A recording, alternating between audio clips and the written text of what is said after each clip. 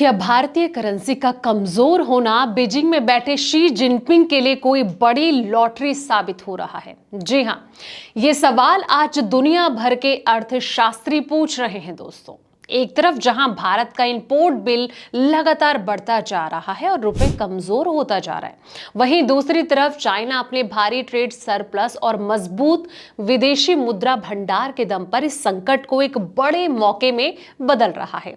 आखिर रुपए की गिरावट में चीन की तरक्की का क्या गुप्त कनेक्शन है? आइए इसे डिकोड करते हैं इस वीडियो में।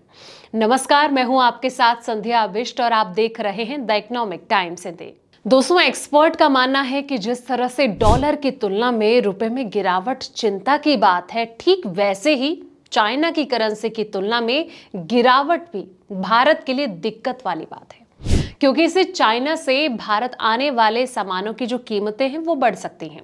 भारत जो है अरबों डॉलर का चीन से सामान आयात करता है, जबकि निर्यात जो है काफी कम है। ऐसे में रुपए का गिरना दिक्कत वाली बात है दोस्तों। जनवरी से लेकर अभी तक देखें तो रुपए युआन की तुलना में 6 से 8% तक गिर चुका है। जनवरी में एक युआन बराबर 12.813 था, जबकि इसमें गिरावट के बाद एक चीनी करेंसी बराबर 14 से 14.2 हो गया। इससे साफ है कि भारत जो है अब सामान खरीदने के लिए 8 से 10% रुपए जो है वो ज्यादा चुकाना पड़ेगा, जिस कारण चीनी वस्तुओं की जो कीमत है वो बढ़ जाएगी। तो आइए समझते हैं कि भारत चीन से क्या क्या आयात करता है और कितना सामान हर साल मंगाता है। साथ ही ये भी जानने की कोशिश करेंगे दोस्तों कि रुपए में गिरावट से भारत को चाइना सामान मंगाना कितना महंगा पड़ रहा है। तो चीन से भारत कौन कौन सी चीजें आती है, सबसे पहले इसको लेकर बात करते हैं। साल 2024 के आंकड़े को अगर देखा जाए तो भारत ने चीन से बड़े स्तर पर आयात किया था, जो कि 100 अरब डॉलर से ज्यादा का रहा। वहीं साल 2025 में कारोबार का आंकड़ा बढ़कर 155 अरब डॉलर हो गया, जिसमें कि कुल आयात 115 से 120 अरब डॉलर का रहा। अब 2026 में कितना आयात होने का अनुमान जताया जा रहा है? दोस्तों, अभी तक चीन से आयात के आंकड़े को अगर देखा जाए तो 2025 की तुलना में आयात ज्यादा होने का अनुमान दिखाई दे रहा है। इलेक्ट्रॉनिक, सोलर इक्विपमेंट और साथ ही मशीनरी इंपोर्ट तेजी से बढ़े। अगर ऐसा ही इंपोर्ट होता रहा तो 2026 में चीन से इंपोर्ट 125 से 135 अरब डॉलर हो सकता है। अब सवाल ये कि कितना अतिरिक्त बोझ जो है वो पड़ सकता है।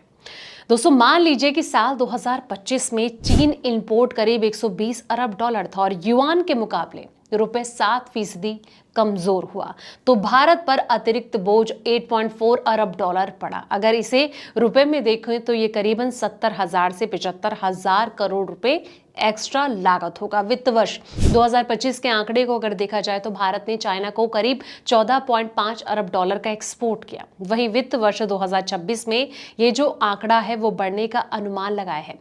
जिन चीजों का एक्सपोर्ट भारत ने किया उसमें पेट्रोलियम प्रोडक्ट्स हो गया, आयरन हो गया, इलेक्ट्रॉनिक हो गया और जरूरी एप्लीमेंट्स शामिल हैं। ऐसे में देखा जाए तो भारत चीन से बड़े स्तर पर इंपोर्ट करता है, जिससे भारत का कारोबार घाटा भी बढ़ा है। अब सवाल यह आता है दोस्तों कि भारत और चाइना के बीच ट्रेड डेफिशिएट आखिर क्या है? तो ट्रेड डेफिशिएट का मतलब दो देशों के बीच खरीद बेचने के बीच के अंतर को ट्रेड डेफिशिएट कहा जाता है। भारत और चाइना के बीच ट्रेड डेफिशिएट जो है पिछले 5 साल के दौरान तेजी से बढ़ता हुआ नजर आया। सबसे ज्यादा उछाल कोविड के बाद 2021 और 22 के बीच हुआ।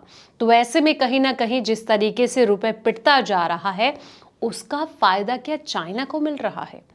इसको लेकर आपके क्या राय है? कमेंट सेक्शन में अपनी राय जरूर दें। इस रिपोर्ट में इतना ही। ऐसे तमाम अपडेट्स के लिए आप देखते रहें द इकोनॉमिक टाइम्स इंडिया।